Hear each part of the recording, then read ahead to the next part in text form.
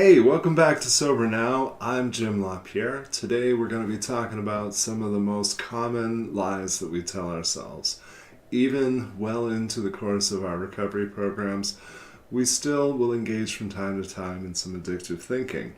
And when I'm doing that, I'm being less than honest with myself, which unwittingly often leads me to be less than honest with others. So we're going to talk about these top 6 ways in which we lie to ourselves. The first one is a really common one, and it's simply, I'm fine. Ideally, I would have enough self-awareness and be on top of where I'm at in my life, where I'm at emotionally, so that when people ask me, how are you?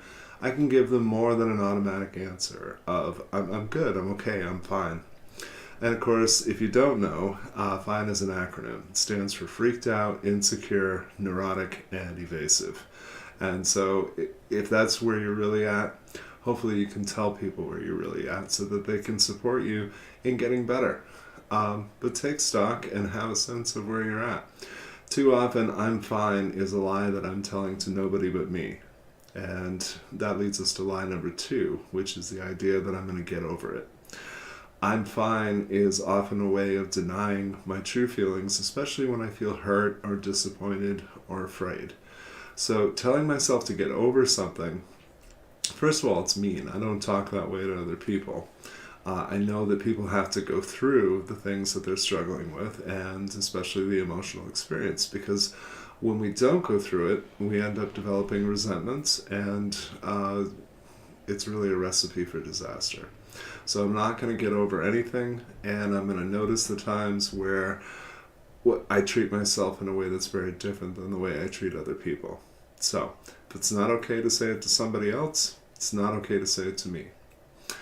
Lie number 3. I'm going to get to that.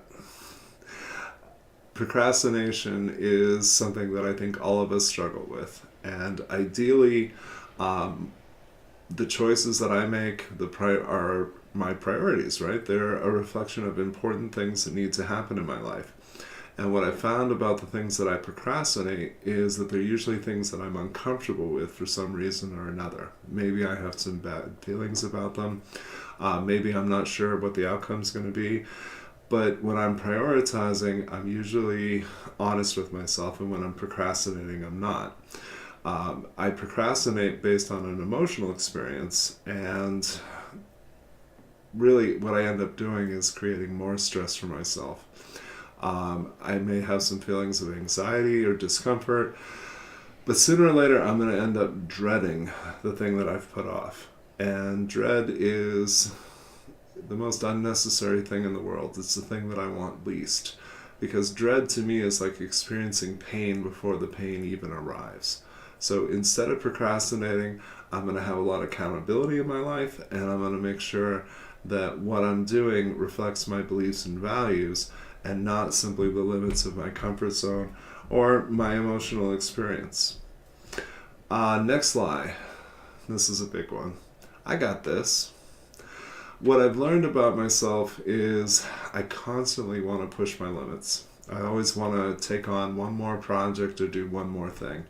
And so I'm often less than honest with myself, and I know there's only 24 hours in a day, and I know there's only so much I can do, but I always want to push that envelope just a little bit further and take on just one more thing, and I'm really good at convincing myself that I can fit this in, that I can manage the stress that's involved with all the things that I'm doing. And it's just not true. I need to have people in my life who not only hold me accountable, but keep me grounded and say, occasionally give me a reality check. Like, let's talk about what's going on in your life and whether or not it's a good idea to take this next thing on. My friends in recovery remind me that you don't have to like something to accept it. I don't like my limitations. I want them to be far greater or allow for far more in my life than they do. But every time that I don't accept them, I've come to realize that it's like disrespecting myself. I've put too much on my plate, and I end up resentful of the people, places, and things that I'm trying to support because I'm not doing enough to support me. Next lie. I'm okay, or it's okay now. Um, when we go through something, we're not patient. Maybe we've experienced a loss, maybe we've even experienced a relapse. And what we want to do is get back to what's normal for us. And we want to feel like we have stability and security. So rather than being honest with myself about what it is I need, what my emotional experience is, what needs to be different in my life, sometimes I'll convince myself that no, everything's fine, I'm okay, I'm moving on with my life. And that's a disservice. I need to get some outside input. I need to be able to express where I'm at, get my needs met, and process the emotional experience, because otherwise, whatever I rush ahead and do, I'm going to bring some additional baggage with me, and I don't want to do that. And that brings us to the last lie for today. The last lie we're going to talk about is, I just want to be happy. And this is a subtle lie. As a coach, as a counselor, virtually everybody that I've ever talked to, hundreds, if not thousands of people have said to me at some point, actually they don't say it, they whine, I just want to be happy. Now, I've learned a lot about the way that people in recovery communicate and the subtle ways in which we use language to manipulate ourselves and others. So what I've learned about the word just is that we never use it in a healthy way. We use it in a way to minimize, and we use it in a way to justify.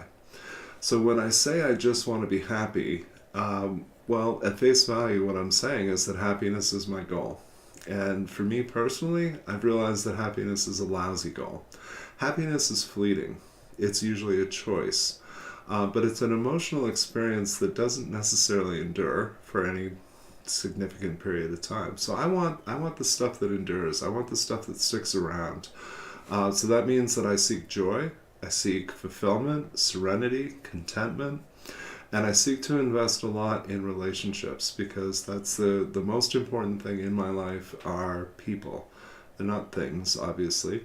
They're experiences, but most of all, they're experiences with people that I love, people that I support, and people that support me. So if I'm pursuing those goals, my life is pretty manageable.